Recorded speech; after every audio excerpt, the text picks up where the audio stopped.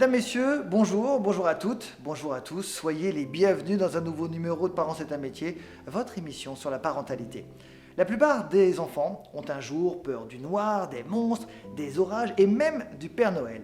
Les peurs enfantines peuvent toutefois être des expériences qui font grandir, à condition d'être apprivoisées.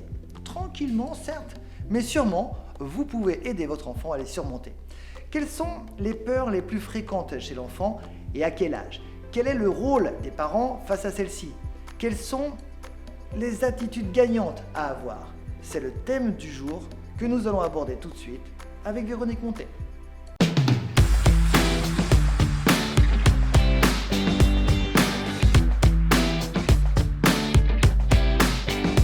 Bonjour Véronique. Bonjour Guillaume. Sois la bienvenue dans ce nouveau numéro de Parents c'est un métier. Si je te fais POUH, eh ben, j'ai même pas eu peur. ça marche pas. Raté. Pourtant, les peurs chez l'enfant, ça existe.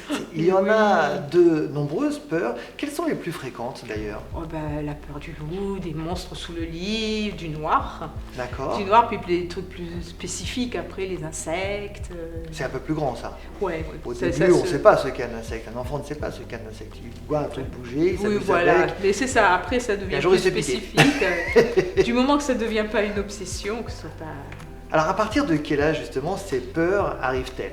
Ben, ça va de pair avec le développement mental de l'enfant, tout simplement. On parle souvent, classiquement, à 8 mois, de la peur de l'expiration, par exemple, qui est une peur très commune, la peur de l'abandon. La peur quand on ferme la porte de la chambre, de se dire, ça y est, on m'a abandonné. On ne le dit pas comme ça, évidemment, le verbalise pas comme ça. Il a juste une angoisse dont il ne perçoit pas les tenants et les aboutissants. Voilà, c'est pas verbalisable. Voilà. C'est pas verbalisé. En fait, la peur, c'est vraiment... C'est parce que c'est pas verbalisé que ça fait peur, c'est l'inconnu. D'accord. C'est l'inconnu. Et pour un enfant qui grandit, ben, l'inconnu grandit aussi, les découvertes aussi, donc il y a des peurs qui s'installent. Enfin, ça c'est vers 8 mois. D'autres peurs plus importantes un peu plus tard ou pas ? Plus importantes. Après, c'est des peurs classiques. Ça peut être on parlait du monstre, mais ça peut être donc le monstre, mais je vois pas. Il y a aussi les peurs plus spécifiques, comme je disais. Il y en a qui vont avoir peur de l'eau, par exemple, qui vont avoir peur de la douche. Donc les phobies. Les phobies. Ben, disons que avant que ça devienne une phobie, il faut que ce soit répété. Ça peut être dépassé à un moment donné. Il y a un processus, effectivement. Il y a un processus de contenance de la part des parents, d'accompagnement, qui font qu'il va pouvoir se confronter à sa peur. Mais ça va aussi avec le développement mental encore. Parce qu'il faut se rappeler que le cerveau d'un enfant n'est pas fini. Quand il naît, il est en maturation. Et ça prend plusieurs années. Avant, on disait qu'à 20 ans, ça y est, c'était fini, et puis qu'on régressait complètement. À 45 ans, non, toujours pas. Mais en fait, non, ce qu'on a découvert, c'est la plasticité du cerveau.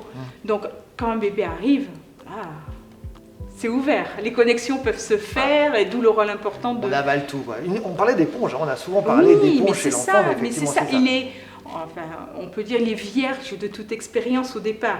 Bien que ce soit un peu réducteur de dire ça, mais il est quand même vierge. Donc après, il y a tous les stimuli extérieurs qui vont le faire grandir. Et les peurs font partie de la réaction naturelle face à quelque chose qu'on ne connaît pas. D'accord. Alors, quelles sont les attitudes gagnantes à avoir et surtout, les parents, quel est leur rôle face à ces peurs ? Je l'ai dit un peu précédemment, c'est vraiment d'être contenant, d'être là, d'être physiquement là.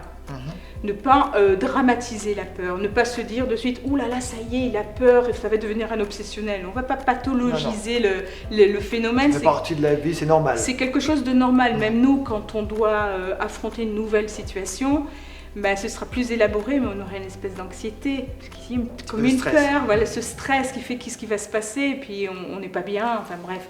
L'enfant, c'est une espèce de mal-être, mais il va s'adapter pour pouvoir découvrir autre chose. Et, est-ce que l'enfant, excuse-moi de t'interrompre, mais est-ce que l'enfant, dès son plus jeune âge, peut rêver et faire des cauchemars ? Des enfants, d'un coup en pleine nuit, ils crient, ils sont tout petits, et on se dit ils ont fait un cauchemar. Mais comment un enfant peut faire un cauchemar ? Pour faire des cauchemars, il faut avoir peur de quelque chose. Ça dépend de ce qu'on a vécu. Alors, je n'ai pas vraiment étudié la question, mais ça dépend de ce qu'on a vécu dans la journée. Peut-être qu'il y a eu une émotion forte ou autre, mais il y a aussi des phénomènes physiques. Souvent, l'enfant, mais même ça nous arrive nous, c'est cette sensation de tomber. Quand on dort, D'accord. on a la sensation de... Ça, c'est physique, ça, Oui. c'est de la biologie. Donc après, c'est le corps aussi qui parle. Hein. Le corps est toujours en mouvement, même si on dort, il n'est pas au repos, le Voilà. corps. Donc il y a des choses Et qui se encore plus passent. chez les enfants d'ailleurs. Voilà, exactement. Donc il y a ça aussi. C'est pas des cauchemars aussi élaborés que peut l'être chez l'adulte. Chez l'adulte, effectivement, il y a tout qui se mêle. Il y a un peu les condensations, les remplacements, les refoulements, en fait, tout ça qui se met en place. Là, c'est très basique.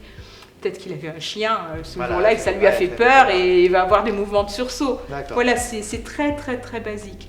Et donc, le comportement du parent, c'est vraiment de l'accompagner et puis aussi parfois lui raconter des histoires. Les histoires, c'est très intéressant. Par exemple, le grand méchant loup. Bon, il y en a sans doute des plus modernes encore aujourd'hui. Mais toutes ces histoires vont structurer aussi la peur de l'enfant. Et l'enfant va aimer se faire peur aussi régulièrement. Il va jouer à se faire peur. Et c'est une manière pour lui aussi d'apprivoiser la peur. Et les histoires, c'est un très beau médiateur pour ça. Merci beaucoup Véronique pour De toutes rien. ces informations. On te retrouvera évidemment pour d'autres émissions de Parents, c'est un métier. À très vite. À très vite.